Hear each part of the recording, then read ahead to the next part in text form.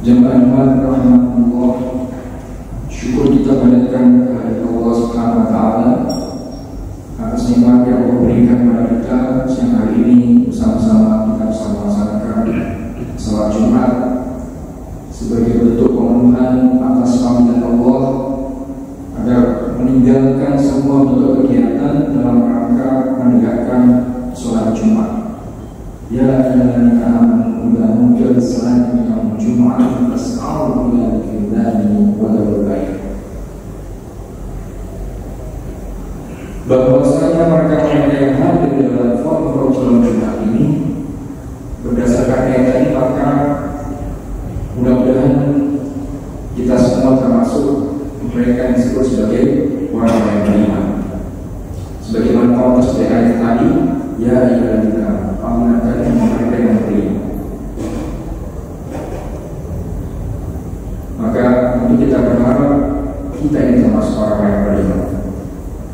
Bahkan tidak sekedar itu, karena kita berusaha saja keluar dari Ramadan, di mana mereka yang melaksanakan ibadah Ramadan dengan sebaik-baiknya, maka akan berusaha kita. Yang ciri-cirinya ini antaranya adalah dari kita berdoa budal muttaqin alladzina yu'minuna bil ghaibi wa yuqimuna as-salata wa mimma razaqnahum yunfiqun. Alladzina yu'minuna bil ghaibi wa yuqimuna Artinya mereka-mereka yang menegakkan sholat, berinfak di jalan Allah, beriman kepada yang baik, maka mereka itu adalah orang yang bertakwa. Sekali lagi kita berharap bermohon kepada Allah Subhanahu wa taala kita termasuk orang yang beriman dan orang-orang yang bertakwa. Hadirin rahimakumullah, pada kesempatan kali ini saya teringat dengan salah satu hadis Nabi sallallahu alaihi wasallam yang beliau sampaikan di awal-awal ketika hijrah dari Makkah ke Madinah. Hal ini beliau sampaikan ketika masih masa-masa awal di Madinah. Dan nanti apabila kita cermati, maka kita bisa melihat, bisa menganalisis bahwa hadis itu menandakan sebuah masuknya era atau pergantian era, di mana era sebelumnya di waktu di Mekah mereka masih dalam kondisi teraniaya, tidak bebas mengekspresikan agamanya. Kemudian masuk kota Madinah, di mana di kota Madinah ini mereka menjadi satu entitas yang bebas, tidak ada intimidasi, bahkan membuat satu sistem kehidupan sosial yang baru. Apa itu hadisnya? Rasulullah SAW bersabda, "Ayyuhan nas, afshus salam wa at'imu ta'am wa silur arham wa sallu bil laili wan nas niyam tadkhulul jannata bisalam."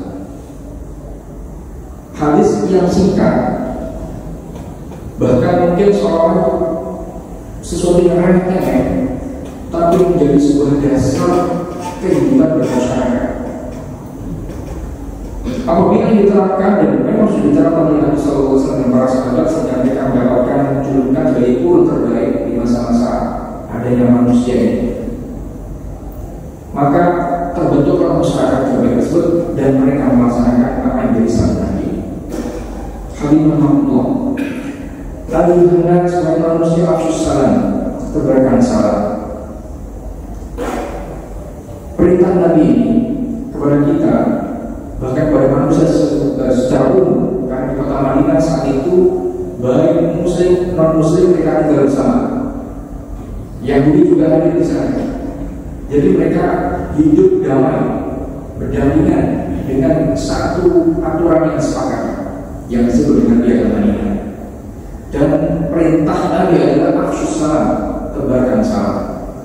Maksudnya bagi kita umat muslim antaranya adalah ketika sesama muslim bertemu, maka sunnah yang diberikan contoh Nabi adalah agar senantiasa memberikan salam kepada saudaranya. Dan bahkan termasuk berusaha ketika seorang berteman yang menyampaikan salam tidak jawab, menjawab salam saudaranya itu wajib hukumnya. Perhatikan, apabila diterapkan dalam satu komunitas muslim, komunitas masyarakat, di mana satu yang lain ketika bertemu saling mendoakan, bukan saling mencaci mencaci, kira-kira masyarakat seperti apa yang akan terbentuk? Mendoakan keselamatan kepada saudaranya, bukan panggilan dengan sebutan-sebutan hewan-hewan yang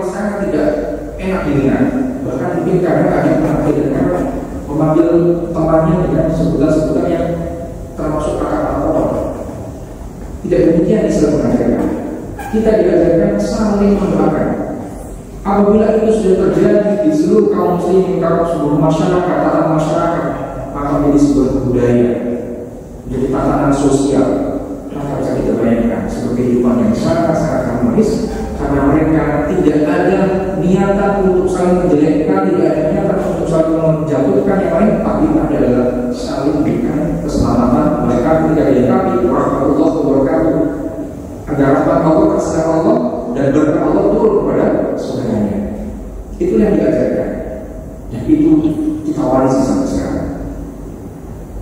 Di luar itu lebih jauh lagi, perintah afsyus salam ini adalah karena makna Islam itu sendiri adalah diantaranya bermakna damai, maka makna diantara yang bisa ditangkap dengan afsyus salam itu adalah tebarkan kedamaian. Dimanapun kaum muslim berada, yang dibawa adalah misi kedamaian. Tidak ada perintah untuk saling bermusuhan. Yang ada adalah bagaimana kehidupan di antara manusia itu terjadi kehidupan yang harmonis, meskipun dengan mereka yang muslim. Mulia tidaknya seseorang itu bukan karena jabatan, bukan karena bagus tidaknya fisik, bukan karena kaya miskin, akan tapi yang dinilai paling mulia hanya mereka yang paling bertakwa. Itu adalah menjadi aturan atau ukuran yang dibuat oleh Islam. Ya ayyuhan-nas, inna khalaqnakum min dzakarin wa untha wa ja'alnakum syu'uban wa qabaila lita'arafu. Inna akramakum indallahi atqakum.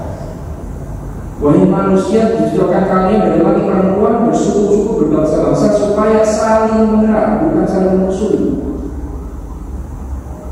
Yang paling mulia di antara kalian adalah mereka yang paling bertakwa di sisi Allah Subhanahu wa Ta'ala.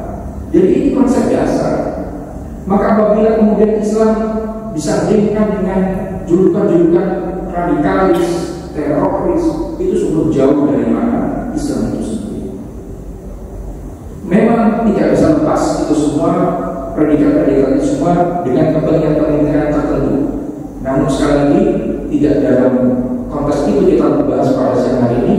Namun yang kita adalah bahwa misi seorang muslim itu adalah membawa kedamaian. Dan kita lihat praktek Nabi SAW sejak awal beliau menyebarkan Islam ini.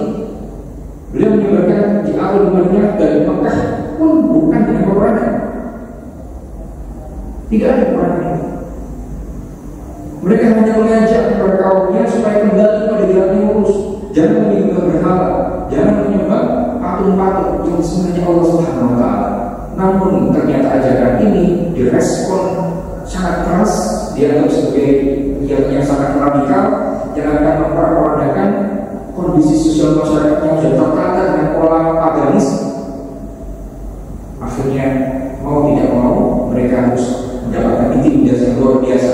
Dan karena itu akhirnya diputuskan untuk berhijrah, dan sejak itu mereka menjadi entitas tersendiri di Madinah, memiliki kebebasan dalam ekspresikan kehidupan beragama, kehidupan bersosial masyarakat, dan kita dapat di sana kehidupan yang saling berdampingan antara muslim non muslim. Itulah kenapa saya sebutkan tadi di sini. Hadis ini disampaikan di awal ketika beliau di Madinah dan menjadi dasar-dasar cara hidup bermasyarakat dengan panduan sunnah dan Al-Quran. Hadirin rahimahullah, kita perhatikan berbagai persoalan-persoalan pertikaian, peperangan. Kita lihat, kalau kita benar-benar melihat dengan seksama, maka kita saksikan bukan umat muslim yang memulai. Misalnya awal perang yang dialami Nabi di para sahabat perang Badar, kita tahu mereka hanya hendak mengambil haknya, yaitu hartanya yang ketika mereka di Mekah dan ditinggalkan ke Madinah, terus serta mereka dijarah, dan karena itu mereka hendak mengambil kembali hartanya itu. Namun Abu Sufyan dengan kabilah yang mengetahui rencana itu, akhirnya mereka bisa tidak. Sebaliknya kemudian dibalas dengan pasukan 1.000 orang bersama dipimpin oleh Abu Jahal menyerang Madinah. Sehingga kaum muslimin saat itu sesungguhnya dalam kondisi tidak siap untuk berperang, maka mereka lakukan hanya bertahan, membela diri atas serangan orang-orang kafir Quraisy. Demikian pula perang Uhud adalah perang defensif, dan itu disebutkan oleh Dr. Qurtubi ketika beliau membahas mengenai jihad. Perang dunia satu, perang dunia dua, apakah orang Muslim? Bukan. Yang menjadikan orang-orang Afrika Selatan jadi budak, apakah orang Islam? Bukan. Yang menghabiskan India merah di benua Amerika Selatan, apakah orang Islam? Bukan. Suku asli Australia jutaan habis, siapa yang menghabiskan? Bukan Muslim. Artinya Muslim itu jauh dari makna kekerasan sebenarnya. Habib memahami. Yang kedua, wa'afikum belah makan mereka yang membutuhkan. Satu konsep sosial yang luar biasa. Islam tidak mengenal membangun kekayaan tanpa peduli kepada sekitarnya. Cukuplah menjadi pengingat dan pukulan yang tahu bagi kita bahwa mereka yang peduli orang-orang yang membutuhkan itu disebut sebagai pendusta agama. Apa yang terjadi di wadai kalani yang yatim wala yaqutu ala ta'amil miskin. Tahukah kalian orang-orang yang mendustakan agama, yaitu orang-orang yang menghardik anak yatim dan tidak menyarankan dan mengembangkan orang miskin? Itu konsep kita.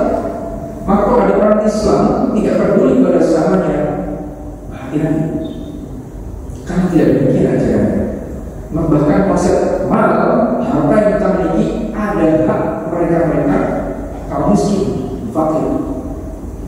Sehingga tidak mengenal model-model kapitalis yang akan kalau semakin kaya semakin menguasai seluruh peradaban. Bahkan kalau sekarang itu sampai peradaban tidak hanya sekedar materi.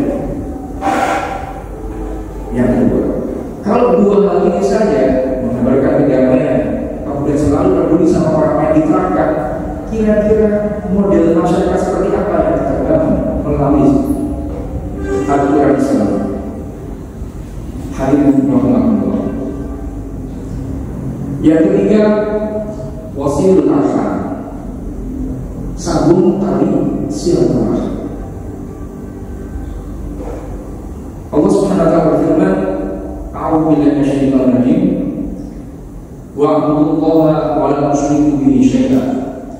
Wa bil walidayni ihsana wa bidhil qurba wal yatama wal masakin wal masakin wa bil sabil wa ma malakat aymanukum." Sembahlah Allah semata, jangan kau sekutukan. Wa bil walidayni ihsana, pada kedua orang tua berbuat baiklah. Wa bil qurba, pada kaum kerabatmu. Wa bil qurba wal yatama wal masakin, orang-orang berbuat baik kepada anak yatim juga orang-orang miskin. Wal jaril qurba wal jaril junub, kepada tetangga dekat maupun tetangga jauh. Wa ma malakat aymanukum, juga kepada mereka-mereka yang sahaya. Innallaha la yuhibbu man kana mukhtalan fakhura. Sesungguhnya Allah tidak menyukai mereka-mereka yang berbuat sombong. Hadirin Allah, perhatikan, perintah berbuat baik, perintah menyambung perbuatan baik itu disampaikan setelah perintah wa'budullaha wa la tusyriku bihi syai'an.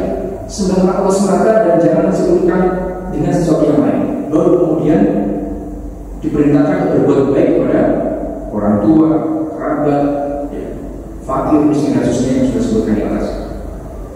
Artinya betapa pentingnya melakukan silaturahmi. Dan luar biasanya ulama kita di Indonesia menjadikan konsep ini sesuatu yang bahkan jadi sesuatu yang memasyarakat, sudah menjadi kebiasaan. Dan kita barusan masih masuk di bulan Syawal, ini masa-masa di mana kita saling kunjung-mengunjung, saling silaturahim kepada saudara, tetangga dan seterusnya, kaum kerabat dan seterusnya. Ini kita tahu ada menjadi sebuah kebiasaan. Ini kecerdasan ulama kita dahulu, sehingga apa yang kita menjadi tradisi ini sebenarnya tidak ada di tempat lain, hanya di Indonesia. Maka bersyukur kita yang ada di Indonesia ini, bahkan budaya ini menjadi legal karena pemerintah pun akhirnya memberikan fasilitas untuk hal itu dengan misalkan cuti bersama, menyiapkan sistem transportasi dan seterusnya, sehingga proses silaturahmi itu menjadi lebih mudah. Meskipun tidak bisa dipungkiri karena tambah tahun macet juga terus semakin parah macetnya, mungkin perlu kebijakan baru. Akan tetapi poinnya adalah silaturahmi ini menjadi salah satu sendi kehidupan dalam Islam untuk membentuk satu masyarakat yang sejahtera, yang harmonis di antara negara. Bahkan ada ancaman dari Allah SWT, dari Nabi SAW bagi mereka yang tidak mempunyai silaturahmi. La yadkhulul jannata qati'un, tidak akan masuk surga orang yang mutus, yakni qati'an rahimin. Maksudnya qati'un adalah orang yang memutus tali silaturahmi, itu tidak akan masuk surga. Maka yu'minu billahi wal yawmil akhir falyasil rahimah. Barang siapa beriman kepada Allah dan hari akhir, maka sambunglah tali silaturahim. Hadirin rahimakumullah, 3 perintah Nabi dalam hadis ini sudah nampak di sana bagaimana sesungguhnya keamanan, sesungguhnya masyarakat Islam itu akan dibawa. Kita sudah bisa melihat bagaimana struktur masyarakat yang peduli dengan sesama, tidak akan memutus tali silaturahim. Bahkan kemana-mana misi yang dibawa adalah misi kedamaian. Luar biasa konsep ini.